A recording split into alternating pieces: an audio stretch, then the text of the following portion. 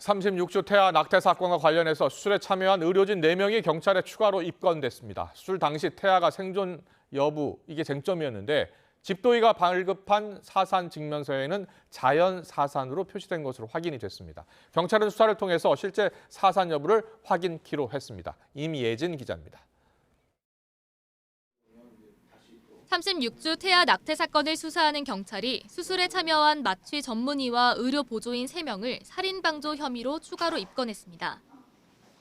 수술에는 기존에 알려진 병원장을 포함해 5명의 의료진이 참여한 것으로 조사됐는데 마취인은 이 병원 소속은 아닌 것으로 파악됐습니다. 의료진을 추가 입건하면서 병원장과 낙태 수술을 받았다며 영상을 올린 유튜버까지 사건 관련 피의자는 모두 6명으로 늘었습니다. 경찰은 지난 21일부터 이틀 동안 추가로 입건한 의료진을 불러 조사했다고 밝혔습니다. 또 병원장과 유튜버에 대해서는 살인 혐의를 적용해 조사를 이어가고 있는데 병원장에게는 수술실에 CCTV가 없었던 것과 관련해 의료법 위반 혐의를 추가로 적용했습니다. 앞서 2차례 경찰 조사에서 유튜버는 낙태 사실을 인정한 가운데 태아가 살아있었는지가 수사의 쟁점이 되는 상황. 병원장은 태아가 태어날 때 이미 숨져 있었다고 주장하는 것으로 알려졌습니다.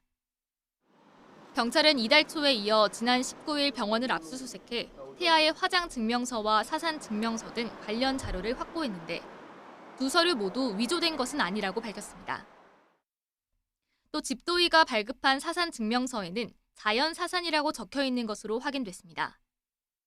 다만 경찰은 태아가 실제로 숨진 채 태어났는지는 수사를 통해 밝혀야 한다고 강조했습니다. 경찰은 또 유튜버가 수술 전 진료받은 지방 소재 병원 2곳에서 관련 자료와 의료진 진술을 확보하는 등 수사에 박차를 가하고 있습니다.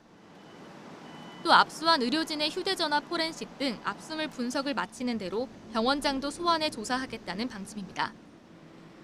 YTN 임혜진입니다.